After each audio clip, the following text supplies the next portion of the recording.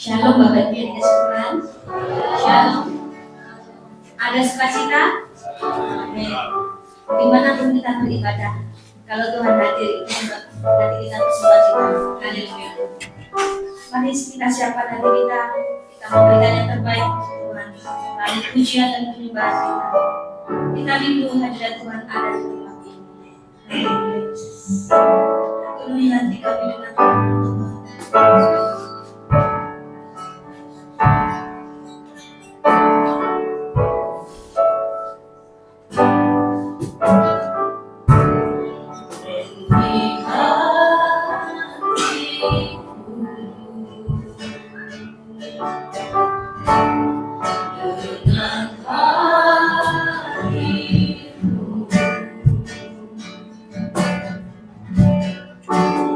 Ku rindu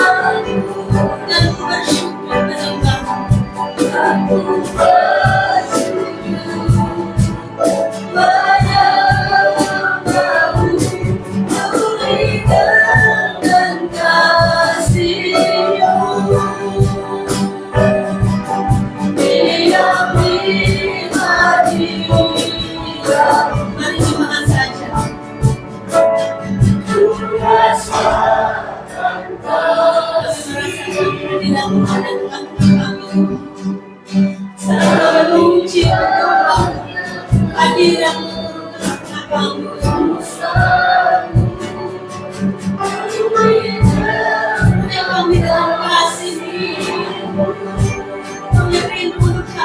dihadirkan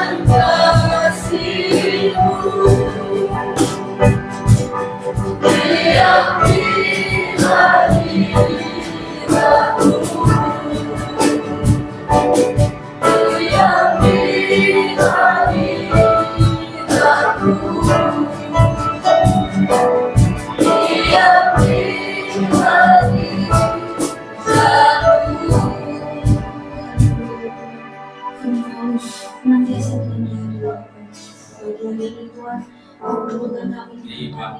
Dimanapun kami berada, kami percaya Engkau ada bersama kami di tempat ini Tuhan. Tuhan Yesus kami Tuhan, dan Engkau ampuni segala dosa kami, segala pelanggaran kami, segala yang tidak berkenan di hadapan-Mu. Ampuni kami Tuhan, layakan kami menghadap Engkau pada pagi hari ini. Sucikan hati dan pikiran kami Tuhan. Tuhan, bagi hari kita yang berdoa buat saudara kami yang mungkin saat ini sedang dalam perjalanan.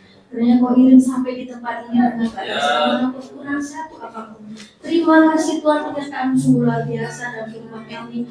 Yang nanti juga kami pulang dengan buah berkat damai sukacita. Kami percaya tidak ada yang sia-sia jika kami bersama Engkau Tuhan.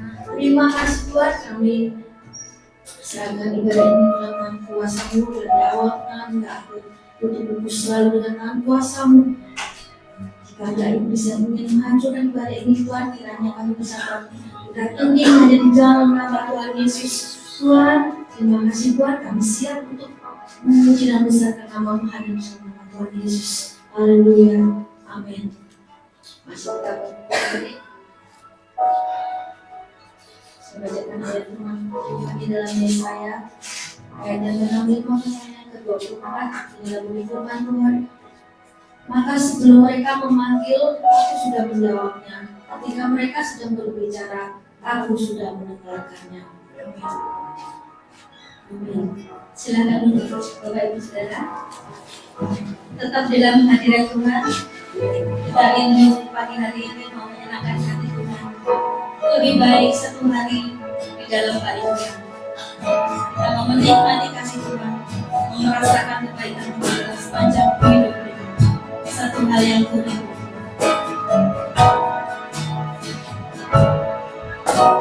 Satu hal yang ku rindu, berdiam di dalam rumah-Mu. Satu hal yang ku minta, menikmati baik-Mu.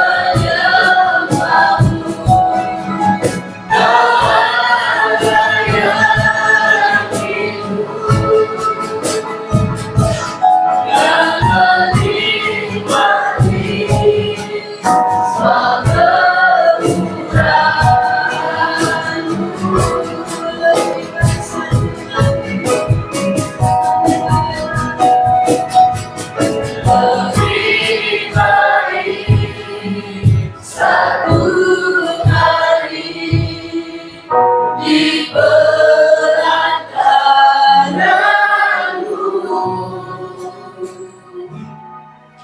daripada 1000 hari di tempat lain.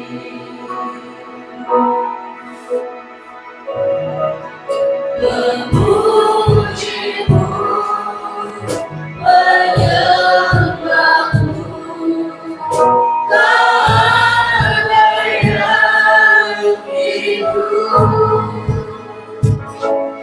dan menikmati semua kemurahan-Mu dan menikmati semua kemurahan-Mu dan menikmati semua kemurahan-Mu sekali lagi dan menikmati dan menikmati semua kemurahan-Mu.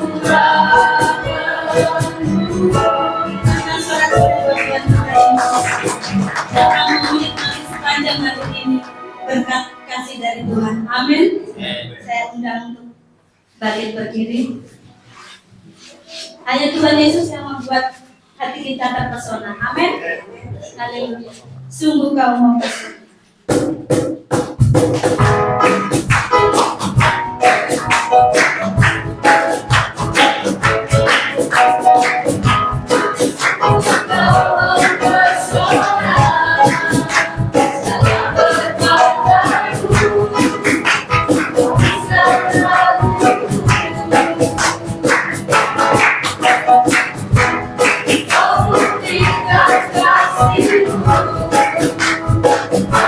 Kasih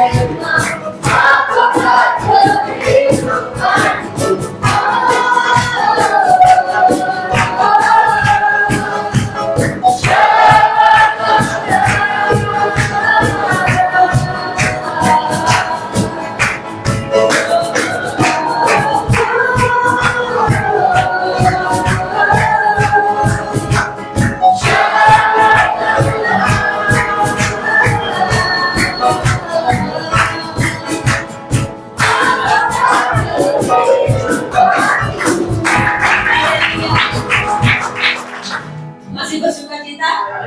Saya melihat mata-mata yang semuanya bersuka cita. Haleluya. Suka-sukamu Tuhan. Kita bersuka cita untuk memuji dan menyembah Tuhan. Silakan yang mau berjoget, yang mau bergoyang.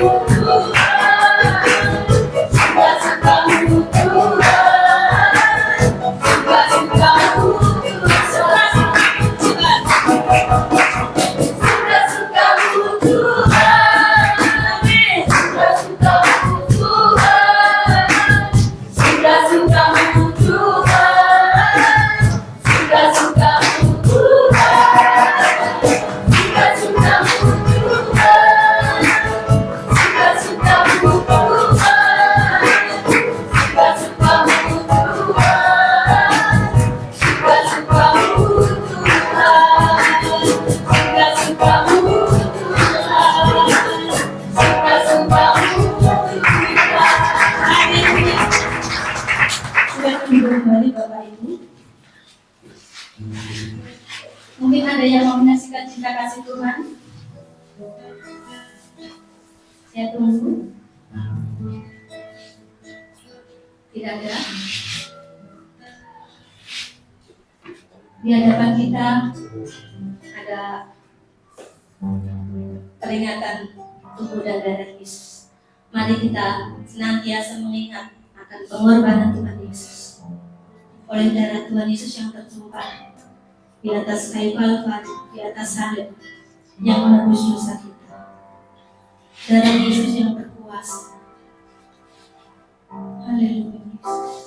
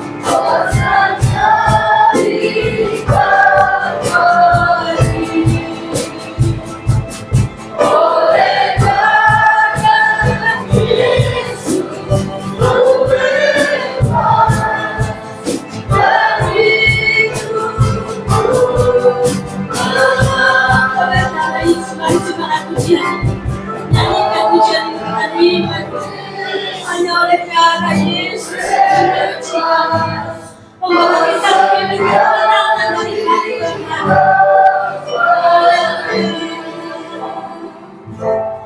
Oleh karena Yesus ku bebas dari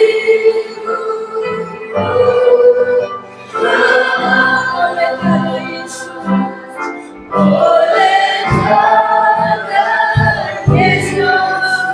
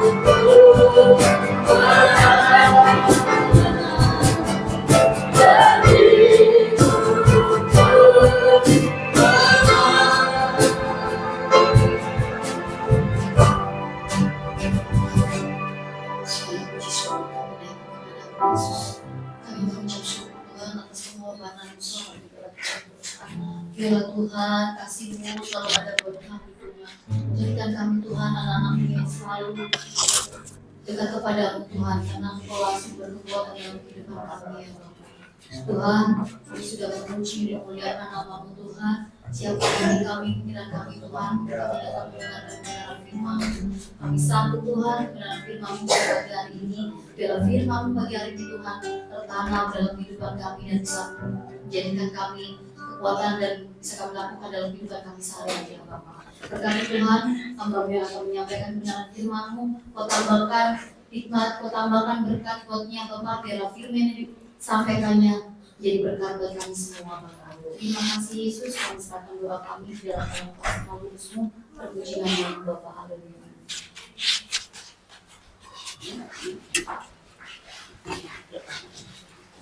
Puji nama Tuhan. Selamat pagi Bapak Ibu. Coba di next sampai dengan hati dan pikiran. Ada haleluya. Ya, tetap sukacita dimanapun kita berada, mau tempat lokasi ini tidak mengurangi sukacita kita kepada Tuhan. Nah, hari ini saya akan melanjutkan. Sebenarnya ini 3 seri termasuk yang Kamis kemarin. Jadi kalau Bapak Ibu yang belum lihat firman Tuhan pada hari Kamis kemarin, nanti bisa lihat di YouTube. Dan ini lanjutan yang kemarin. Kalau kemarin kita membahas tentang akal atau pikiran versus iman. Nah, banyak orang berpikir kalau orang beriman gak perlu akal, orang akal gak perlu beriman. Tetapi kita lihat bahwa iman tanpa pikiran, tanpa akal itu adalah nekat. Jadi ini prinsip ini harus kita pegang teguh, bahwa iman tanpa berpikir itu masuk ke dalam jurusannya nekat. Karena nekat itu tidak memakai logikanya, nggak memakai pikirannya. Tapi iman memakai logika. Iman memakai dasar yaitu pikiran, tetapi pikirannya harus pikiran Kristus. Hari ini saya akan bahas lebih dalam, masih tentang pikiran. Nah, saya akan bahas ini saudara kembar. Bisa dibilang, Bapak Ibu pernah lihat nggak? Kalau di film-film itu ada lahir kembar, terus nempel. Pernah lihat? Nah ini. Jadi saya bilang, ini saudara yang nempel ini, pikiran ini ada satu, yaitu apa namanya? Hati. Katakan hati. Hati-hati dengan hati. Iya. Pernah dengar ini ya? Nah, next. Kita lihat. Menurut saudara, manakah yang lebih dahulu? Muncul segala sesuatunya, segala sesuatu yang muncul dasarnya pertama kali itu dari apa dulu? Yang pertama, dari pikiran menuju hati, inputnya keluar di ucapan. Bapak Ibu siapa yang pilih ini? Atau Bapak Ibu pilih yang nomor 2? Dari hati dulu menuju ke pikiran, keluarnya adalah ucapan. Atau keluarannya ini, outputnya ini atau tindakan. Ya, karena hasil dari hati dan pikiran itu tindakan atau ucapan. Atau Bapak Ibu pilih yang pikiran dulu baru ke hati. Atau yang ketiga, hati dan pikiran itu sama, langsung menuju ucapan. Sampai sini ngerti nggak? Jadi tahapnya mereka dua gandeng, kemudian langsung keluar di ucapan. Kira-kira Bapak Ibu yang mana? 1, 2, 3. Ada yang 3, ada yang 1, ada yang 2. Ayo, mari kita lihat baca Alkitab. Kita lihat di Alkitab bagaimana tentang pikiran dan hati itu seperti apa. Siap ya? Filipi 4 ayat 7. Coba kita lihat dulu Filipi 4 ayat 7. Bagaimana Alkitab menyikapi tentang hati. Ini ada banyak ayatnya. Coba kita buka dulu. Sebagai ayat pertama, nggak usah pakai berdiri, kita baca saja. Di depan juga sudah ada, biar cepat. 1, 2, 3. Damai sejahtera Allah yang melampaui segala akal akan melihara hati dan pikiranmu. Ini ayat dasar saya. Nanti kita akan kembali lagi ke sini. Tetapi saya hanya mau tunjukkan di sini bahwa manakah yang lebih dahulu? Ternyata Alkitab berkata selalu, ini mayoritas ada sih pikiran dan hati, tapi itu nanti saya akan jelaskan kemudian kenapa pikiran dulu dan hati. Tetapi pada dasarnya selalu hati dulu, kemudian pikiran. Ulangan juga berkata hatimu, kemudian baru pikiran. Samuel juga, 2 Samuel berkata pikiran dulu, baru ada dalam hatinya. Jadi ada pikiran baru keluarnya di hati. Mazmur 139 ayat 23, itu kenal hatiku, pikiran. Ada lagi ini yang terkenal, Matius 15 ayat 19. Coba kita baca, kalau ini harus kita baca. 1, 2, 3. Karena dari hati timbul segala pikiran. Jadi dari hati baru timbul pikiran. Kita kadang kurang tahu bagian di dalam jiwa kita. Mungkin kalau bapak-bapak, ibu-ibu misalnya, saya ini sakit kepala, ternyata sebelah, namanya apa? Migrain. Kalau lagi bersin, kira-kira bersin itu flu ada berapa macam jenis? Ada banyak ya, katanya flu sama influenza beda. Flu sama pilek beda. Itu dibagi. Ya, kalau flu influenza, kalau pilek itu virus. Jadi ada macam-macamnya. Tetapi saya mau katakan, ini juga di dalam jiwa kita, ada terdiri dari 3. Pikiran, kehendak, perasaan.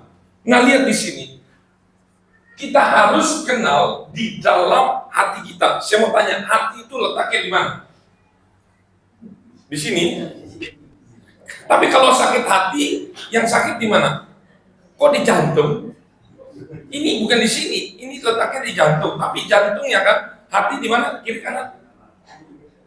Bingung dia. Di mana? Ya, yang jelasin. Jadi, saya sakit hati. Nah, itu lebih cocok di sini. Itu lucu. Tapi orang rata-rata ngelusnya ini. Sebenarnya ini jantung adalah efeknya. Ini berbeda dengan hati manusia. Tetapi hati ini letaknya, saya mau katakan, nih, hati itu letaknya itu dempet. Saya bilang, almarhum Opa Hanimani berkata begini. Hati itu letaknya berada di mana? Di sini. Di kepala kita, di sini. Jadi hati dan pikiran itu letaknya bersebelahan. Adanya di sini. Tapi kenapa orang seringkali sakit hatinya di sini? Ini adalah jantung itu efeknya. Itu. Saya mau katakan itu efeknya, itu kenanya di sini. Tetapi segala sesuatunya hati itu tidak berwujud, Bapak Ibu. Hati itu tidak berwujud, tetapi dia ada. Kalau hati manusia yang memfilter racun-racun itu ada, tetapi hati yang dimaksud ini letaknya di dalam perasaan. Ini tidak berwujud, ya. Dan dia itu letaknya sangat berdekatan. Ini kita harus pahami ini.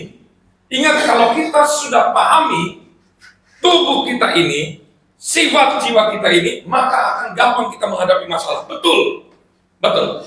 Lihat ya, di sini dikatakan akal itu menteri menasihati. Ini saya sangat setuju.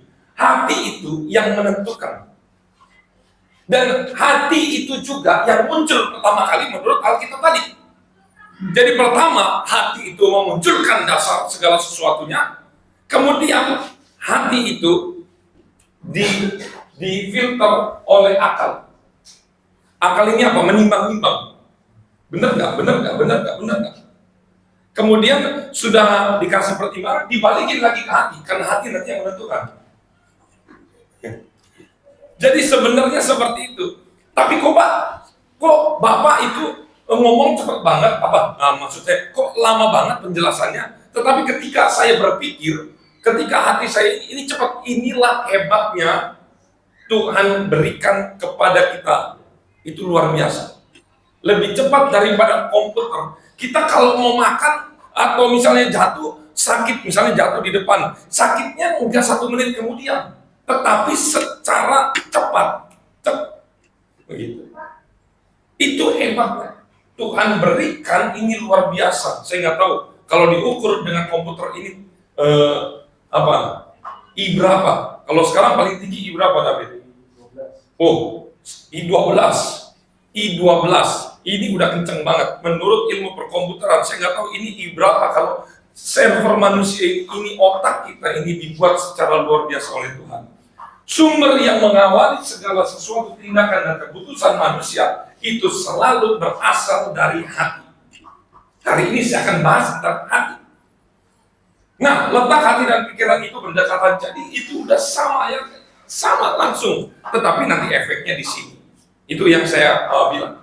Ya, keduanya tidak bisa berdiri sendiri, tapi keduanya harus saling melengkapi dan seimbang. Kalau ada salah satunya yang cacat atau sakit atau rusak, maka habislah hidup kita. Terserah, dua-duanya harus dalam kondisi sehat supaya outputnya yang dikeluarkannya itu sehat. Ini ada kata-kata gini, ikuti kata hatimu, tapi bawalah otakmu bersamamu. Seringkali kita terlalu mengikuti hati, tetapi tidak pakai pikiran. Ini ngeri, jangan sampai. Jadi dua-duanya harus kita bawa. Nah, biasanya hati itu mendekatinya kemana? Perasaan. Yang paling kuat perasaan laki-laki atau wanita? Wanita ya. Wanita itu paling kuat perasaannya. Kalau laki-laki paling kuat apanya? Pikirannya, logikanya. Tetapi yang benar Bapak Ibu, itu tidak boleh kuat-kuatan yang mana, tetapi harus balance, harus seimbang. Harus seimbang. Nah, kita lihat bagaimana Alkitab menilai hati manusia. Yeremia 17 ayat 9. Ayo kita baca sama-sama. Ingat, kita lolos ini kita akan dapat sesuatu yang dahsyat. Yeremia 17 ayat 9, kita baca bersama-sama, 1, 2, 3. Betapa liciknya hati. Hatinya sudah mati. Licik. Bapak Ibu tahu arti licik? Saya mau tanya, arti licik ini negatif atau positif? Negatif ya. Tetapi sebenarnya ada positifnya sedikit. Kenapa? Ini kita lihat. Ya, ini nggak usah dibaca ya. Lihat, kelicikan itu sebenarnya ada positifnya itu. Kelicikan itu kepandaian, sebenarnya pandai. Ya kan ada positifnya, cuma sedikit pandai. Ya kan, bukan bodoh dia. Jadi hati itu punya sifatnya licik. Liciknya itu plusnya pandai, tapi minusnya jauh lebih banyak. Apa? Yaitu kepandaiannya memutarbalikkan perkataan, kecurangan dan keculasan. Nah, saya mau jelasin ini Bapak Ibu. Hati itu paling bagus adalah jadi pengacara. Pengacara itu sifatnya apa? Membela kita. Ketika kita ada perkara, kita kan butuh pengacara supaya membela. Ini hati itu adalah pengacara yang sangat handal. Saya katakan sangat-sangat handal. Yang keputusannya, ingat ya, hati itu keputusannya cuma satu. Saya selalu benar, orang lain selalu salah. Liciknya hati itu, dia itu membuat segala sesuatu alasan, nanti outputnya, keluarnya adalah cuma satu. Nanti ingat, hati-hati ini liciknya. Dia nggak peduli itu benar ataupun salah. Orang yang penting maunya saya gimana, hati itu akan mengikuti kedagingan kita yang seperti apa. Dia akan menjadi pembela yang handal. Misalnya suami salah, dinasihati istri. Tetapi kalau misalnya ini selalu akan membela tuannya. Ngeri banget. Makanya kalau Bapak Ibu, suami istri lagi berantem, satu berkata saya benar, satu berkata saya benar. Dua-duanya benar. Ayo, betul nggak? Ketika kita lagi urusan sama orang lain, selalu yang berkata, saya benar, orang lain salah. Itu kenapa? Karena hati itu selalu membela tuannya. Siapa tuannya? Saya. Sering nggak saya kejeblos, terpancing oleh bualan, oleh kelicikan hati? Sangat sering. Saya menganggap diri saya benar, diri saya benar, diri saya benar. Ini hati. Perhatikan Bapak Ibu. Sifat dari hati itu licik. Ini dia, Amsal 21 ayat 2. Baca Bapak Ibu. Setiap jalan orang adalah lurus. Kenapa lurus? Hatinya berkata, kamu benar. Kamu benar. Orang lain salah. Menurut pandangannya, kenapa dia percaya yang jalannya dia benar? Karena hatinya berkata, kamu benar. Ngeri kan? Padahal firman Tuhan berkata, Tuhanlah yang menguji. Jadi apa yang hati kita pikirkan belum tentu benar. Tetapi sifat hati ini licik. Mau benar mau salah, pokoknya kamu benar. Pokoknya saya benar, orang lain salah. Ayo, ngeri nggak? Ngeri kan? Makanya firman Tuhan itu, nanti saya jelasin, tapi saya jelasin ini dulu. Hati itu selalu tidak netral. Katakan tidak netral. Dalam menghadapi masalah apapun, karena hati itu yang dia bela itu pasti saya dan saudara, kita masing-masing. Tuannya itu pasti yang dia bela mati-matian. Sampai mati dia berkata, saya itu benar, orang lain salah. Nah, harus ada penyeimbang ini. Ini harus seimbang Bapak Ibu. Hati ini karena dia licik, harus diimbangi dengan pikiran. Pikirannya bukan sembarangan pikiran, tetapi yang kemarin kita sudah bahas, bahwa kita harus menjadi pikiran Kristus. Kemarin saya bahas tentang pikiran Kristus. Pikiran Kristus ini membuat hati kita itu tidak berat sebelah, tetapi dia seimbang. Ingat, bukan pikiran tertutup, bukan pikiran yang sia-sia, bukan pikiran kedagingan, bukan pikiran yang sakit, tetapi pikiran Kristus. Maka hati kita menjadi seimbang. Betul, bisa. Hati bisa menjadi seimbang. Yang bisa menyeimbangkan hati hanya satu, pikiran Kristus. Katakan pikiran Kristus. Di sini saya sudah pernah saya kasih tahu liciknya hati.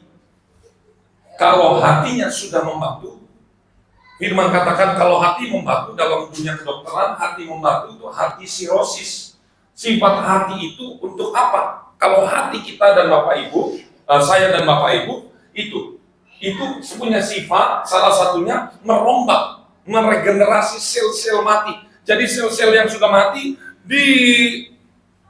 dihidupkan, diregenerasi ulang. Dan yang luar biasanya lagi, hati itu adalah menetralisir racun.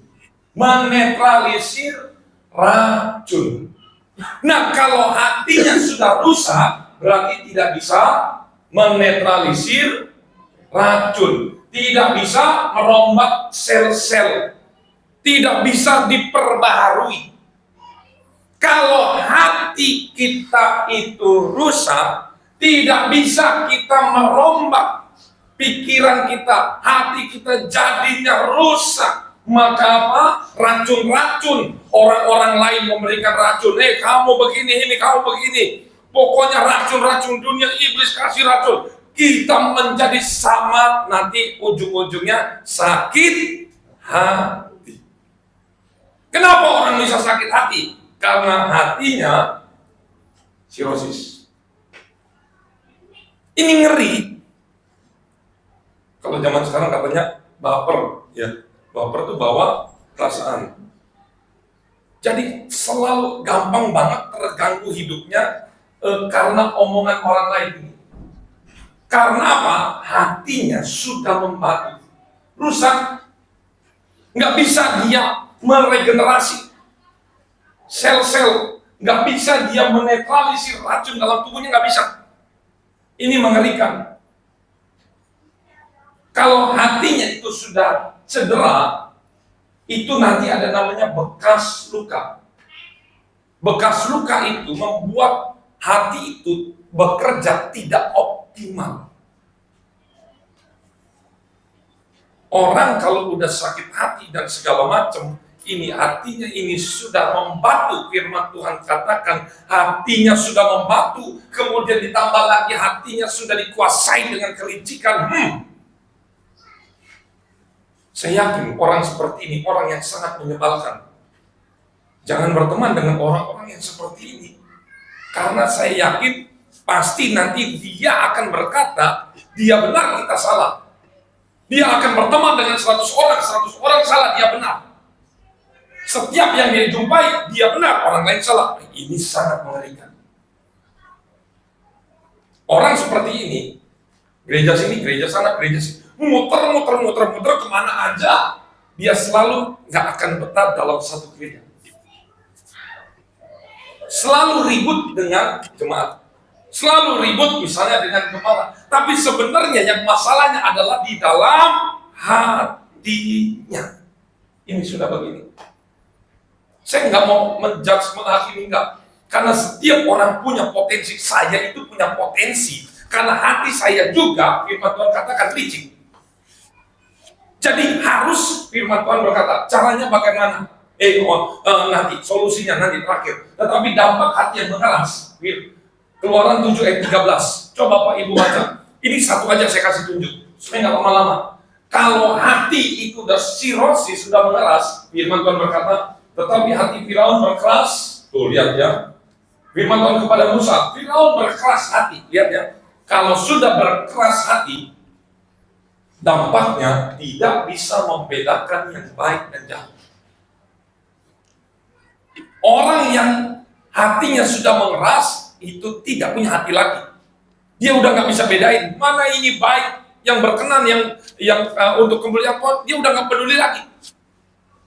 Nggak bisa menimbang-nimbang, oh ini baik, ini jahat, udah nggak bisa. Dan parahnya, ingat Firaun itu, dia sudah dihajar dengan berapa tulah? 10 tulah. Terakhirnya apa?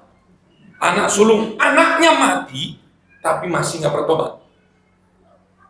Bahkan dia sudah melihat laut terbelah menjadi 2. Saya nanya, bertobat nggak? Nggak. Saya mau katakan, kalau hatinya sudah membatu, Bapak Ibu udah ditolong Tuhan, sudah sembuh dari penyakit, tapi kalau udah keras, tetap aja. Kalau orang Jawa itu keras ini, seperti Firaun.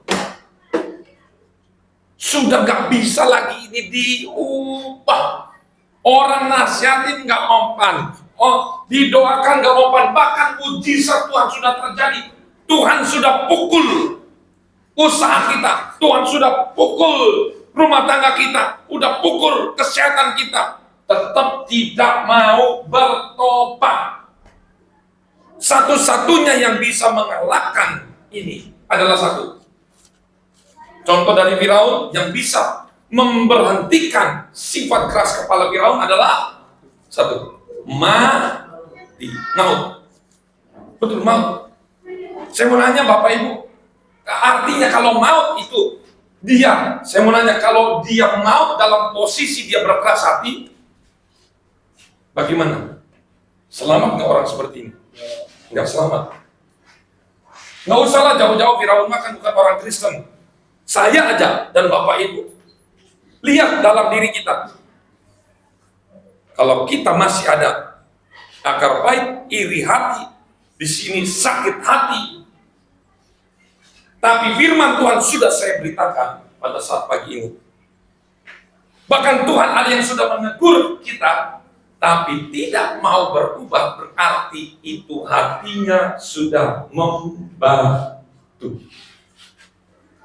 Satu-satunya cara mati. mati udah nggak ada kesempatan. Fir'aun nggak diceritakan dia mati hidup lagi, enggak. Ini mengerikan Bapak Ibu. Dampak hati yang mengeras, hati-hati. Nih, hati yang mengeras itu salah satunya ini. Matius 12 ayat 32. Tetapi jika ia menentang Roh Kudus, saya pernah bahas ini ya. Orang yang menentang Roh Kudus tidak akan diampuni. Apa seorang menghujat Roh Kudus tidak dapat diampuni. Tahu arti menentang dan menghujat? Menentang dan menghujat itu artinya Roh Kudus itu sudah berkali-kali nasihatin. Bertobat Pak, bertobat Bu, ayo sadar. Kita hiraukan. Ada dari YouTube, ada firman Tuhan, saudara kita, anak kita, semuanya di sekeliling kita sudah nasihati, ayo bertobat, tidak mau bertobat juga. Itu artinya dia sudah mendukakan Roh Kudus. Kenapa? Karena Roh Kudus punya satu sifat, yaitu menginsafkan. Kalau Roh Kudusnya pergi, kita tidak bisa insaf. Kita tidak bisa bertobat. Satu-satunya yang bisa membuat manusia itu bertobat adalah Roh Kudus. Kalau Roh Kudusnya itu sudah pergi, ya wis, innalillah. Mau cara apapun gak akan bisa. Ini penting, ini artinya. Roh Kudus didukakan itu ini. Menentang, mendukakan Roh Kudus ini, menghujat Roh Kudus ini. Karena apa? Ketika firman datang ditolak, ketika mendapatkan satu penglihatan ditolak, ketika mendapatkan satu masukan dari orang, semuanya ditolak, tolak. Maka dia sudah mendukakan Roh Kudus. Ini saya sudah bahas. Solusinya Bapak Ibu, dengar baik-baik. Amsal 4 ayat 23. Ini ayat terkenal kan? Tapi nanti saya kupas. Ini luar biasa. Ini sangat luar biasa. Lihat ini. Jagalah hatimu dengan segala kewaspadaan, karena dari situlah terpancar. Ya. Terpancar, bahasa aslinya toksa. Yang artinya apa? Berakhir, ujung. Ini ujung jurang nih. Berakhir kehidupan. Jadi sebenarnya maksud dari ini adalah karena jagalah hatimu dengan segala kewaspadaan, karena hati itu akan menentukan akhir hidup kita. Hidup dan mati ditentukan dari hati. Coba kita bahas tentang segala kewaspadaan. Arti segala kewaspadaan itu dalam terjemahan lain, ini nih. Saya jadikan versi yang gampang banget. Ini versinya saya, supaya kita gampang mengerti. Jagalah hatimu. Ini kalau saya lihat, saya gabungkan semua dari arti ke arti ini. Jagalah hatimu dengan seluruh kekuatanmu, dan jadikan ia, katakan tahanan yang super ketat. Petrus pernah ditahan di super security yang ketat. 2 tangannya dibelenggu, kakinya dibelenggu, semuanya segala macam. Karena hidup mati kita itu ditentukan dari hati, karena hati itu yang memunculkan segala sesuatu sebelum lewat pikiran. Ini mengerikan, Bapak Ibu. Salomo berkata, jagalah hatimu, segala kekuatanmu. Pokoknya gini, kita yang pertama kali harus dijaga adalah hati. Bahkan hati itu kalau bisa dikerangkeng, ditahan. Jangan dibiarkan dia bebas, dia liar. Boleh dia aktif, tetapi dalam tawanan Roh Kudus. Supaya hatinya itu benar. Karena hati kalau dilepas sedikit, licik, mulai muncul. Ya jahat. Seringkali mulut kita, aduh kasihan lihat orang. Tapi ketika kita lihat orang yang jelekin kita, jahatin kita, kecelaka. Ada aja loh hati kita ini, mulut kita ngomong kasihan, tapi hati ini syukurin. Bunyi loh, keluar loh, bunyi, syukurin. Terus pikiran kita loh, kok saya gitu? Gak boleh begitu. Karena pikirannya benar, pikiran Kristus. Tapi hati ini yang muncul, syukurin. Kenapa nggak mati sekalian? Tapi ditekan, ditawan langsung, kalau bisa tuh disumpel mulutnya. Kalau hati itu punya mulut, disumpel dia, jangan biarkan dia berbicara. Mengerikan ini hati. Tiba-tiba kita lagi diam, lagi melamun, hati kita timbul, muncul. Karena firman Tuhan, dari hati muncul pikiran jahat. Itu ngeri. Super security yang harus dijaga hati ini. Markus 7 ayat 21 kita baca, sebab dari hati orang timbul segala pikiran jahat. Udah sampai situ dulu. Tuh lihat. Hati muncul pikiran jahat. Saya katakan, mau orang kudus sekudus apapun, nggak bisa lepas dari yang namanya hati yang licik. Coba kalau Habel itu, tahu ya Habel? Itu, maksud saya Kain, kakaknya Habel yang dibunuh. Kain itu dia tawan hati ini, dia kerangkeng hati ini. Pasti saya yakin dia tidak akan membunuh adiknya Habel. Karena dibiarkan liar, dari hati muncul pikiran langsung tindakan, bunuh. Ngeri. Jadi, Pak, tapi saya kok hatinya suka, memang kita nih bener, tapi hatinya kok sampai bisa ngontrol, tiba-tiba muncul sendiri. Ayo. Tiba-tiba muncul sendiri. Ini bagaimana, Pak?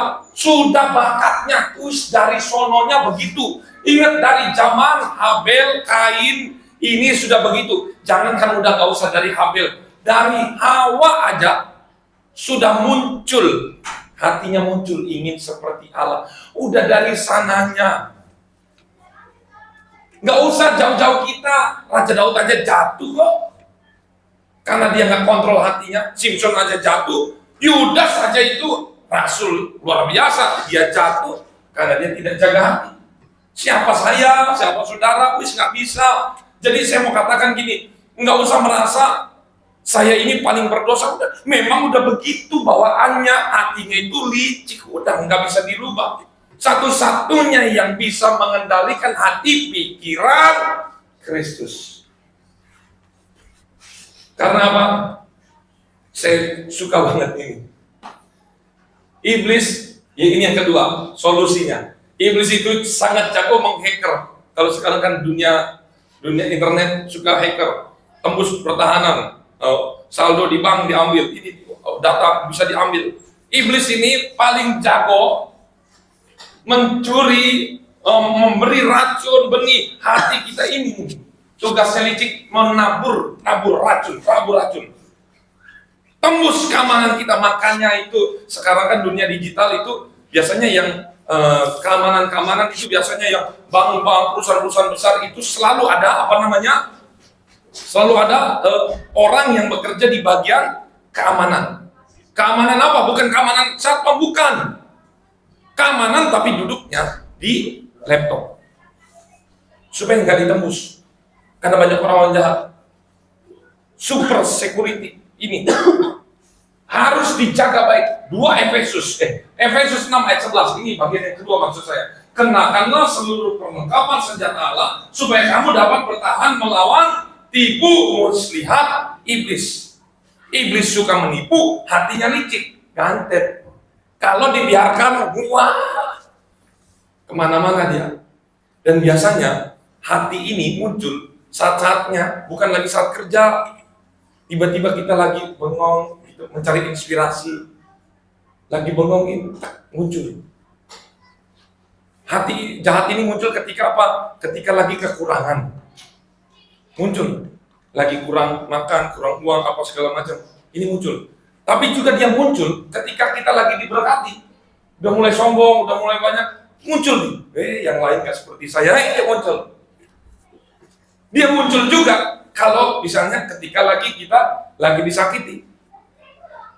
Dalam nama Yesus, Tuhan tolong saya, Tuhan tolong. Ini menit pertama Tuhan tolong saya, Tuhan tolong saya. Ini kan berarti lagi ditawan. Kalau di YouTube 1 jam kemudian, udah beda. Hati dari Tuhan tolong saya itu di sini udah beda. Iri.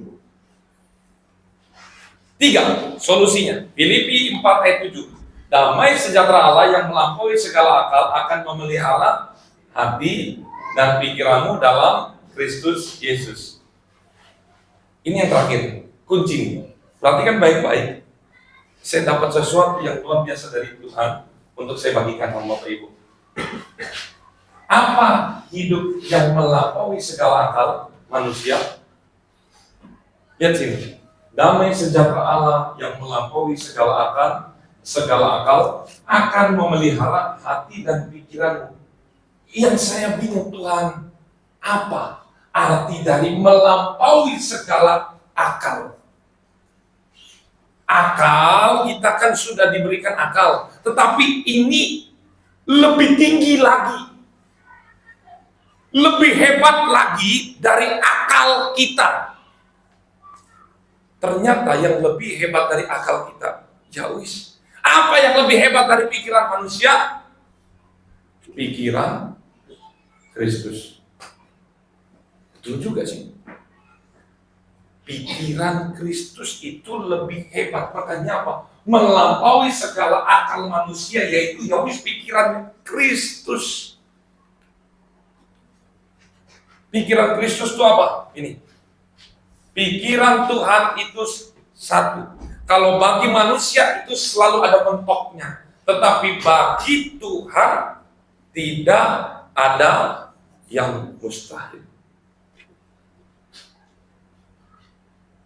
Kalau yang melampaui segala akal itu ini, bagi Tuhan tidak ada yang mustahil. Ini kalau sudah ada di dalam pikiran kita, menguasai hati kita, maka melahirkan damai sejahtera Allah. Yang hidup kita hidup tanpa kekhawatiran. Meskipun di depan ada masalah, tetapi sudah tidak khawatir. Meskipun di depan itu ada banyak tantangan, kita tidak takut. Karena apa?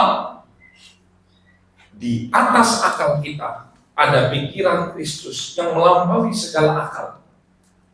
Melahirkan damai sejahtera. Satu kunci berkat kalau mau hidup diberkati Tuhan dalam rumah tangga.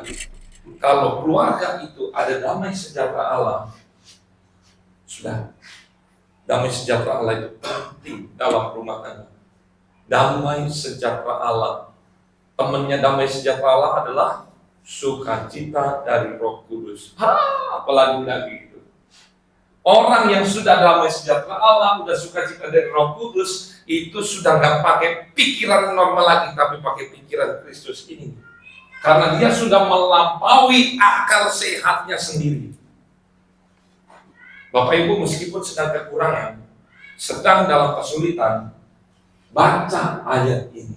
Damai sejahtera Allah yang melampaui segala akal saya, yaitu pikiran Kristus, memelihara hati dan pikiran.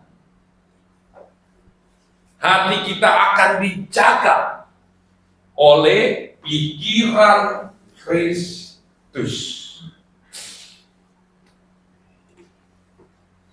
Mari kita masuk di dalam hadirat Tuhan. Kita nyanyikan, ku yakin saat kau berbagi Tuhan, tak ada yang mustahil.